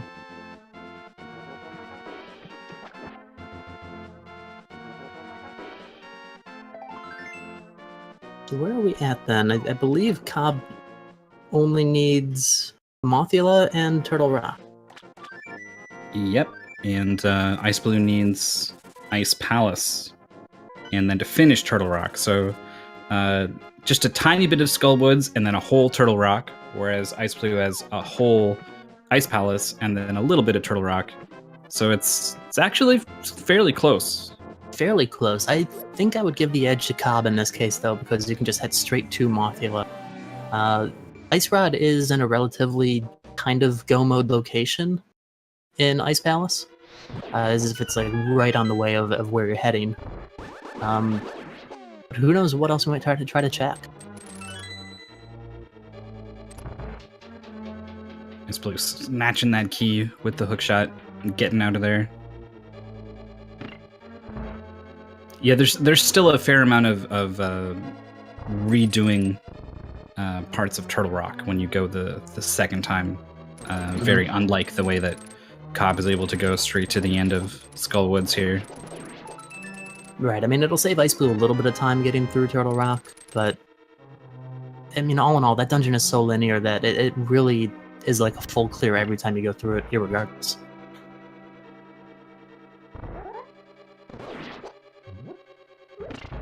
We are going to see XIceblue pick up the Butter Sword at the end of this dungeon, though, so that will be Also true. Good point. yeah, an advantage to maybe make up some of that ground.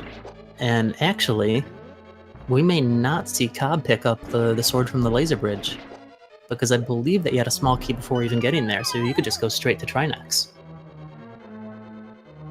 So that would be pretty cool to see that that butter sword difference be that. Whoops, need a key. My bad. Hopefully it's in that chest. Nope, I'm gonna go check somewhere else for one. This is a pretty big time loss here.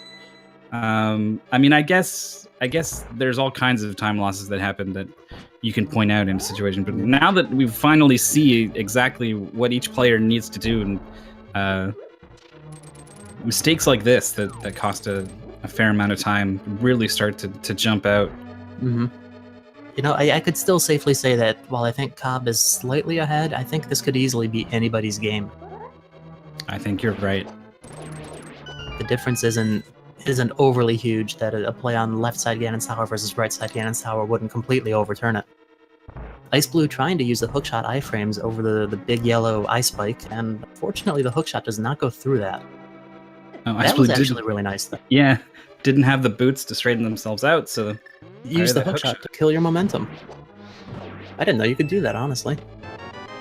And there it is. Go mode now for both players. Unsure how they've got to be feeling about, you know, how long it took them to get to go mode and the routes they took and the items they missed or may not have missed or items they did check and didn't check. But I feel like they're on fairly good pace. They're probably not feeling like they're out of it or that they're you know, up against the wall or anything.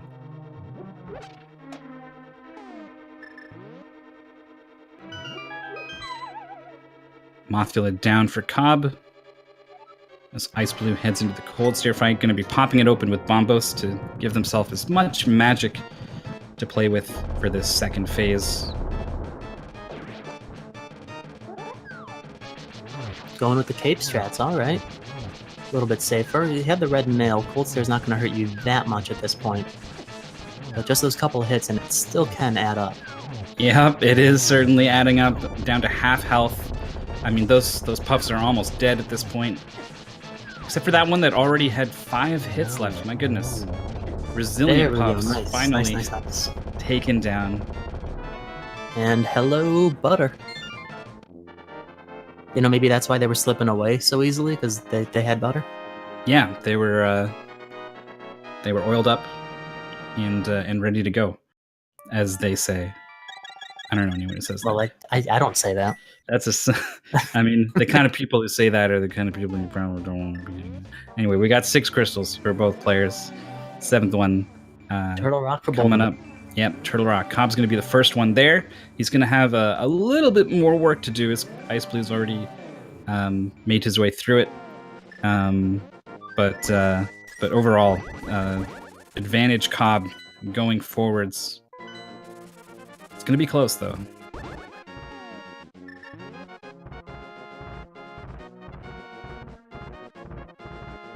Well, there's also things to consider, like you actually need to open up Turtle Rocks. Mm-hmm. Yeah, and that takes a good... I don't know. Let's just say 10 seconds?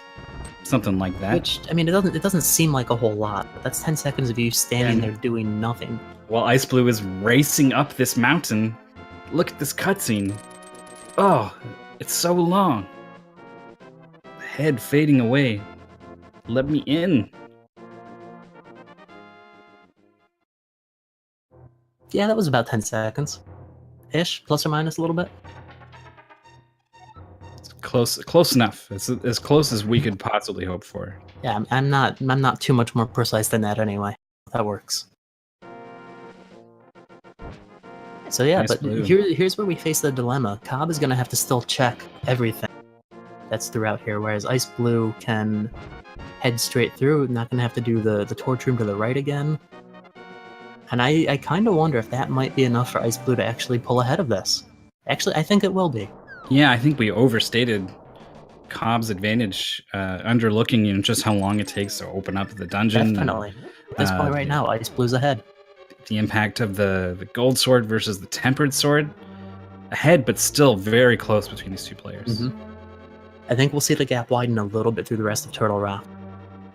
But then once we get to Ganon's Tower, If you enter Ganon's tower within 2 or 3 minutes of your opponent, it's still anybody's game. Yeah, you got a shot. xIceblue taking off straight through the chain chomp room. Another thing that Cobb's going to have to navigate that he does not.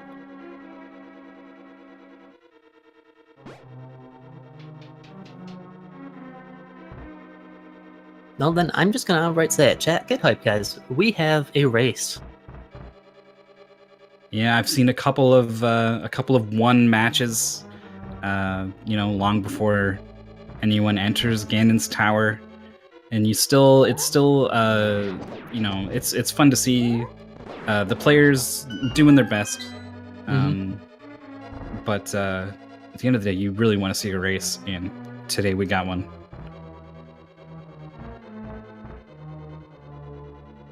Chain Chomp absorbing the projectile from the Canis Hasrilla. Chain Chomp's going to work too. Down 6 hearts is Cobb. I think Cobb still has the blue potion. But this is the kind of thing that might make them want to stop for a fairy or two.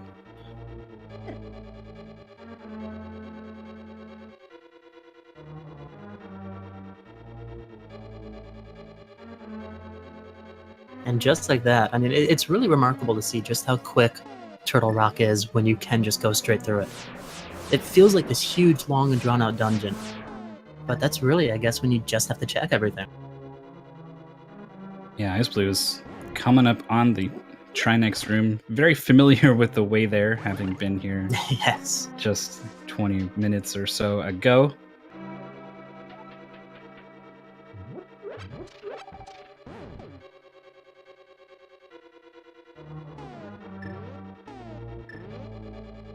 Doing the spin to win here on the final elevator platform. Ice Rod out. Just 3 hits with the Butter Sword. Nice to switch to the Fire Rod before the head explodes, so that you can just get right to damaging the Ice Head. Yeah, you can't switch. You can't open the menu while those explosions are on screen, so you want to make sure you get that done ahead of time. Lining up the spin for the second phase, misses it. Gonna have to track him down a little bit. The head is the vulnerable point for the first second and a half or so, and then after that you need to strike this weird middle part, and that can catch some players sometimes if you don't get the quick kill with the spin. You go for the head and suddenly you rebound off it, and that's kind of what happened to xIceblue. But overall, decent fight. Trinex down. xIceblue, first one to get this Turtle Rock Crystal is Cobb. There we go. Still has a fair bit of traipsing through a dungeon to do here.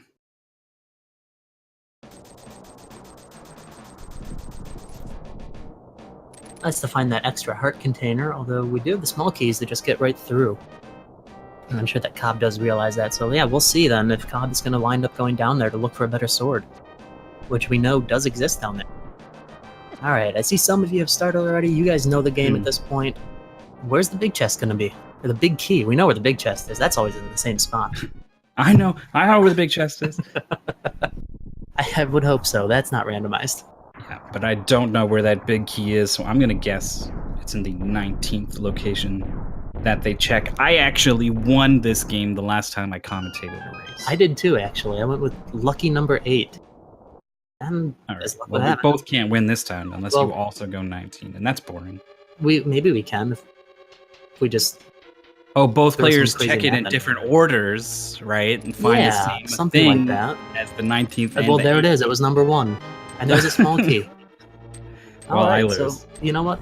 For the sake of it, we are all number 1 today. What are you doing, xIceblue? A little bit of frustration. Get upstairs. Yeah, man. This race is not over. What are you doing? Take it out on Moldorm. Take it out on Lanmo 2. Take it out on Ganon.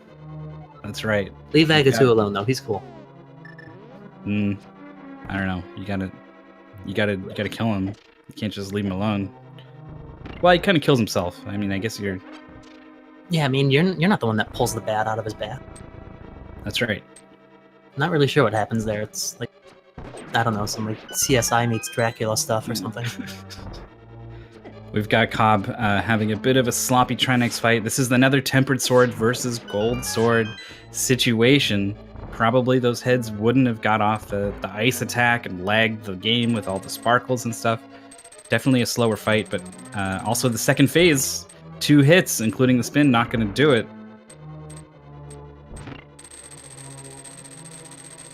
They're finally getting Trinax down. COB collecting the 7th crystal. xIceblue is tearing through Ganon's tower. Finding the big key in the very first chest will certainly help you do that. A little low on hearts and does not have that potion. xIceblue drank it in Turtle Rock, preparing for a fight that they could not engage in. That's right. So, despite the red mail gold sword, you know, fireball deflecting shield situation that is good to be in, still a little low on hearts, and Ganon's tower can be a pretty scary place, especially the gauntlet throwing the fire around from across the room, trying to snipe the horse head. Does get it. Shot by a laser though, down to 7 hearts. More lasers, down to 6. Now, you know what's on my mind though is, does COB open the left chest first and then the big key's in number 2? That's right. Because that would create 2 winners. It certainly would. Did people even get their guesses in? We saw bite-sized BK did go ahead and throw out the 1 and got it, but I don't know if that was too late or not. You never know. I think it was in time. So well, here's your chance to redeem yourself. If you guys guess number 1 or number 2 right now, some of you are gonna. He is going right. That is good. If he went left, this race would have just came to a sudden unfulfilling end. All right. Well, we're counting on COB to keep that exciting and open number 2 first, number 1 and the number 2s, and oh well. Anyway, both the runners upstairs. xIceblue about to head into the first Wizrobe room with COB just approaching the upstairs area. Why is chat throwing out more numbers? You don't get to just play again after you've seen it already. I invited them to play again. I'm a friendly guy. I guess it's your fault. Again, we're seeing the Canes from Mario put to good use against the Wizard. Some of my flashiest looking strats here. No boots, so this bridge actually pretty scary, but Gold Sword able to deal with those moblins. Those spear hitboxes can be tough to deal with. You have very little room to maneuver around them. The bridge is breaking behind you. Conveyor belts on either side. Yep, that's true. With no boots, a very simple room becomes very complicated. xIceblue handling it very well.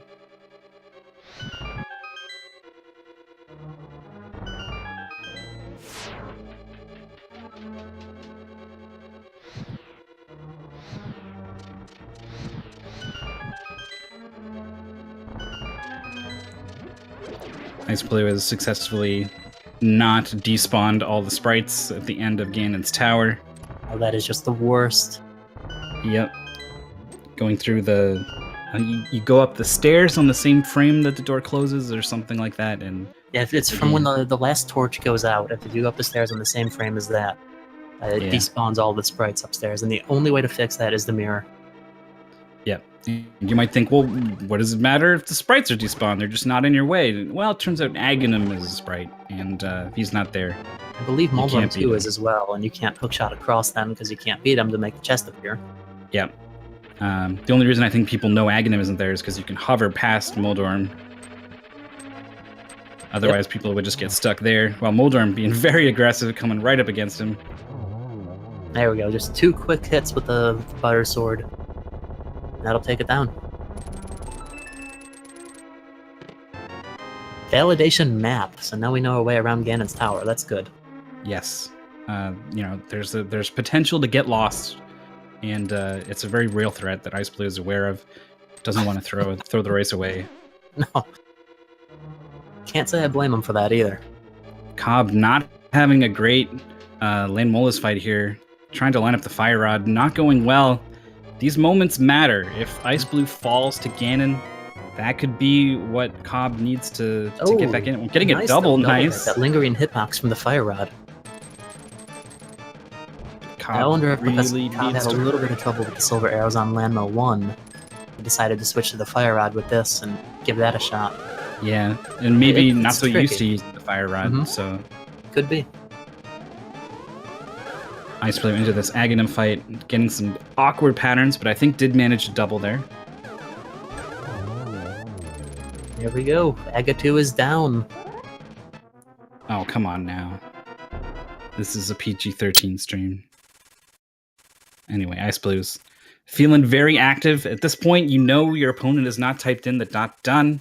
And you know you were so close. And you just, regardless of how the races went, there's always a part of you that can imagine your opponent also in this Ganon fight just ahead of you. Yeah, the further you go through Ganon's tower without seeing that first done, your heart starts pounding, hand gets sweaty. I'm your father's brother's nephew's cousin's former roommate. There's a new question for you guys in chat. xIceblue not going to concern himself with Ganon's mind games. Just going to go to work with the gold sword, taking a bunch of damage. Get out of there, though. There you go. Nice iframes at the hook shot. Only 6 hits per phase for 1 and 2 with the butter sword. We're already into phase 3, as you can see. Nice and quick. That is the scary stuff down for xIceblue. Torch Glitch could make a little bit of a difference, but he's so good on magic and health right now.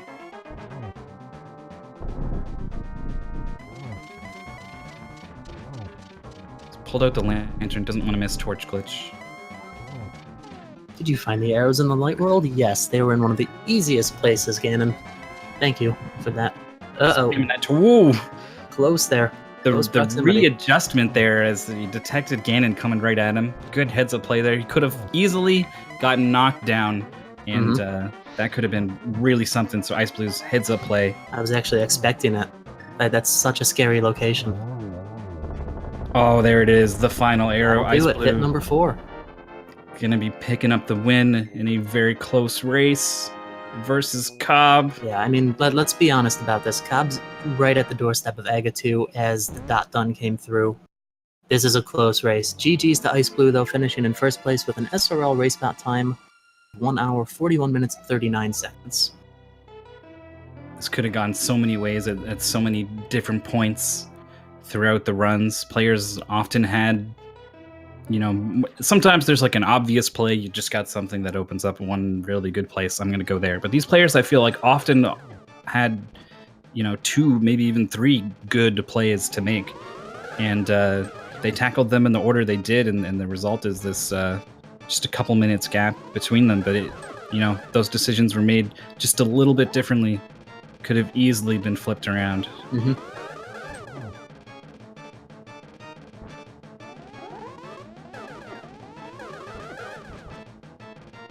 Now that the done's happened, maybe COB's heart not quite in it. A lot of these Aga shots getting past him.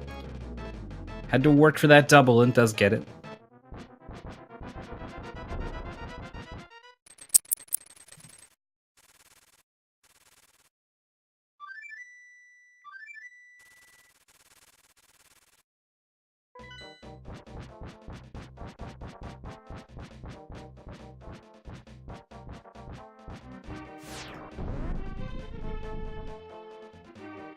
Bat crashing its way through the pyramid, opening it up. Maybe it's always me, but I always thought that imprint of the hole kind of resembled a rooster. These tiny little legs at the bottom, and the big tail on the top right. Yeah, I guess it's not symmetrical like a bat would have been, right? Right. So I think rooster is definitely what they were going for. I mean, that's what I thought they were going for. We've got Tempered Sword makes this fight a little different. You got to track down 12 hits rather than 6 on each of these phases, and that can be especially difficult with the Firebad phase. Not sure he got them, so yeah, he's going to have to do the Firebad phase one more time. And he's down to 6 hearts. You want to finish strong even when you know your opponent is already done.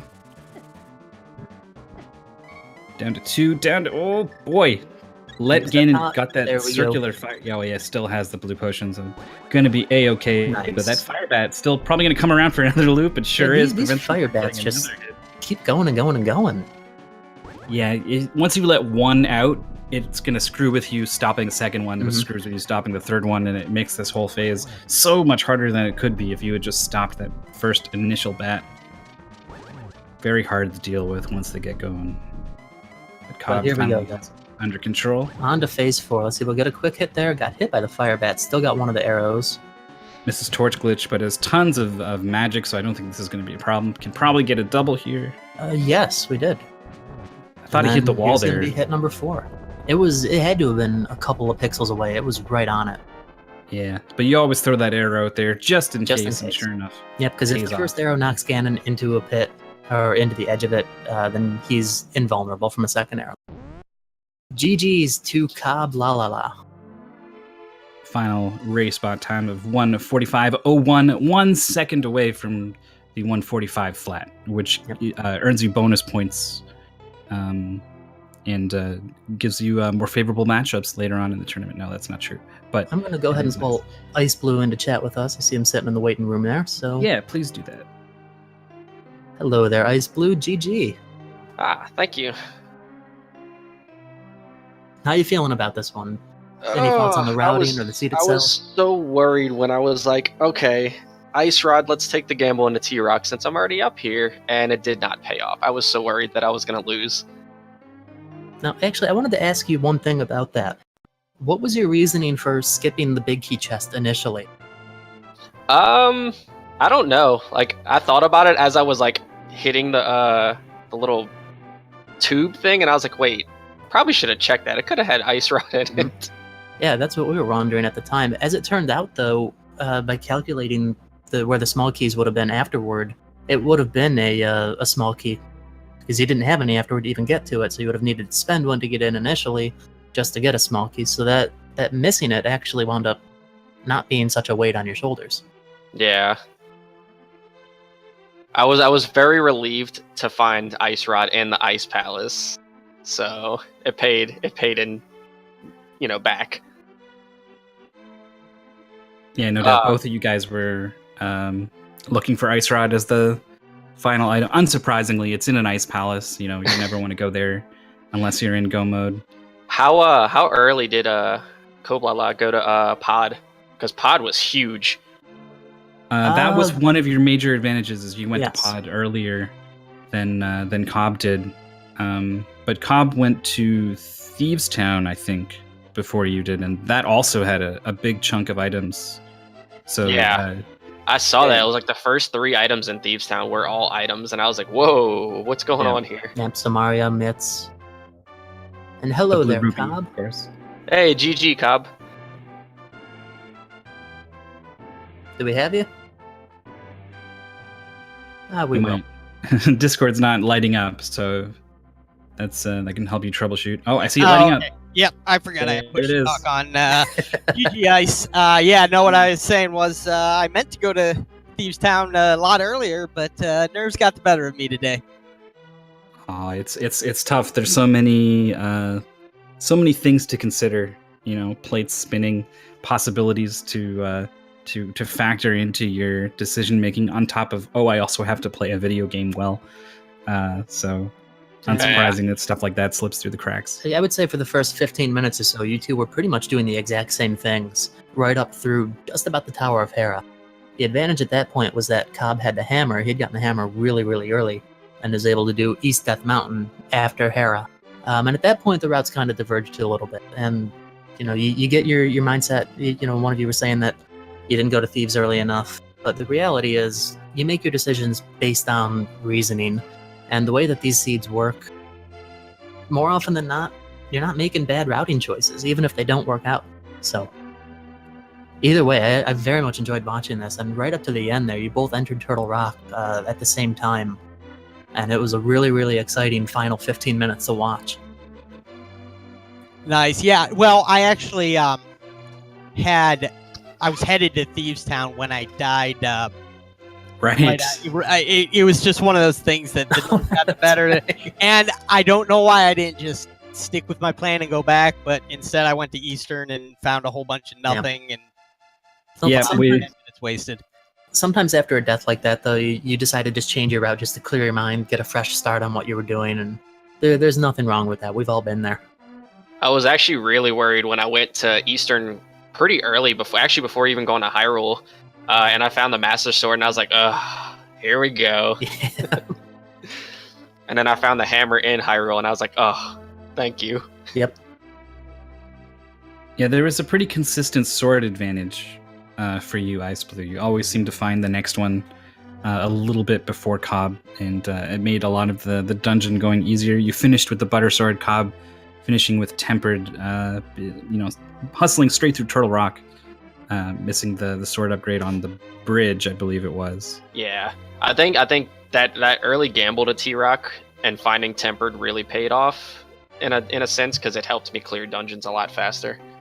Yeah, it was. I mean, overall, it was probably like slower than not going, but like it minimized the damage, I guess, in a really big way. That we were looking at the difference between the swords all through Turtle Rock and Ganon's Tower, and you just seem to pull a little bit further ahead with every room. I mean, well, having cleared out Turtle Rock in advance certainly contributed to that lead when you both entered at about the same time. Yeah. But Gold Sword definitely made a difference. I need to work on my routing, because I forgot I didn't have hammer when I went to Kakariko to go to Dark World when I found the pearl, and I was like, wait, yeah. I can't get through here. So I was like, you know what? I'm just gonna play it off, and I'm gonna go to Sick Kid. Well, one question that I have for both of you, you might have even seen it by the credits at this point. How many bonks did you hit? 0. There you go. You're tied for the world record on bonks. This was a walk to the past. This is not a running seed. I have to wonder where the boots were. There really weren't too many locations that were left unchecked. Was Fat Fairy checked? Nope. Fat Fairy wasn't checked. I don't recall either if COB turned in the mushroom. No, I believe that I got go mode like fairly shortly after getting the mushroom. Yeah, and so I didn't have a no flute, reason. so it's hard to get that mushroom. Let's put a little spin on this then. Assuming that the big key had been on the torch, what would have been your first move? Continue checking GT. Well, of course. Sure. 22 items in there. The next obvious move outside of GT for me would have been Ether Tablet. And then from there, I There don't was nothing know, in the because tablets I that I remember. left some dungeons early. I would be really worried about Turtle Rock. I'd be super worried. It wasn't there. I can confirm that. Well, because I did not do the laser bridge because I had enough keys. Yeah, it could have even been vanilla. You never know if the green pendant from Armos might have led to it. Yeah, both you guys actually cleared out the same amount of Eastern Palace and figured out that Armos had like the compass or something and didn't want to gamble on the green pendant, so you both left. I thought about it. That could have been a Boots location. Misery Meyer could have had it. That would have been yuck. Knowing my luck with these seeds, it might be in Misery. xIceblue didn't finish Pod the way the COB did, so that probably also would have been, oh my god, does Helmsaur have it? Do I have to go all the way back to it? That would have been a real nice panic moment, I think, if Boots ended up. I thought about keeping out on Helmsaur, but I had already made a couple mistakes, and I just thought of all the great runners that say if you start a pendant dungeon, you finish a pendant dungeon. Well, after I had found the ice rod or the fire rod and what was the other item in there? The hook shot? Hook shot? Yes. Yeah. After I found that, like I checked the items there. I knew there was just Helmsaur and the big chest, and it was the big key and the map I was missing. But I completely forgot where one of the chests was. Pod also had literacy. Yeah, I found that there as well. Well, it was a really interesting race. You guys were often finding items that the other needed. Like you needed to get into swamp, and like one of you had the flippers, one of you had the hook shot. Like it was. Obviously, you guys have no idea what's going on with the other person, but together you managed to create a pretty interesting race to watch. So Yeah, this would have made for a really, really interesting co-op seed. You would have go-moded it well before. So congratulations for that. Congratulations to both of you for a great performance overall. It's pretty good times, especially bootsless. 145. I gotta say, yeah, sub 2, you were less than 4 minutes apart. Great job to both of you. Yep. Thank GG you very Cobb. much. Yeah, GG once again. All right. So with that, I am totally unprepared to throw it over to what's next on the channel. So I am filling time clicking things and waiting for this to load. I can report that there is a Link to the Past randomizer match in progress on Speed Gaming 2. So I think that's probably where you guys should go. Going to be more Link to the Past randomizer happening all day on Speed Gaming 1 and 2. And 3, I think, a little bit, maybe, perhaps. Also, Link's Awakening, another very good Zelda game. That's going to be happening on Speed Gaming 2 in about an hour and a half. So, highly recommend you guys check that stuff out. Follow the runners. You can follow us commentators as well. Links in the chat. I'm Mythical9. Happy to have been commentating this race here with you, DT. Been a pleasure. Always is. Mythical. Great fun, bud. Thank you. All right. And that's us. That's our runners. That's our race for today. We hope you guys enjoyed it. And stay tuned to the various Speed Gaming channels for more A Link to the Past randomizer. Until next time, take care.